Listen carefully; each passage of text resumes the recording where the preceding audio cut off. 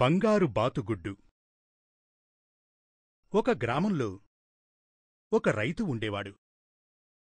ఒకరోజు అతడికి ఒక బాతు దొరికింది. అది మామూలు బాతు కాదు, బంగారు గుడ్లు పెట్టే బాతు.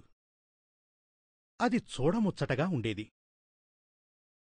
అది రోజూ బంగారు గుడ్లు పెట్టేది. అది పెట్టిన బంగారు గుడ్లు అమ్ముకొని రైతు చాలా డబ్బు సంపాదించసాగాడు. అతడికి ఒకరోజు, ఈ బాతు పెట్టే ఒక్క బంగారు గుడ్డుతోనే ఇంత సంపాదన వస్తుంటే, ఇంకా అదే ఒకేసారి దీని పొట్టలో ఉండే గుడ్లన్నీ అమ్మితే ఎంత డబ్బొస్తుందో! తన దగ్గర ఉంచుకున్న కత్తితో దాని మెడపై ఒక్క వేటు వేశాడు. బాతు తల తెగిపడింది. దాని కడుపుని కోసి చూశాడు.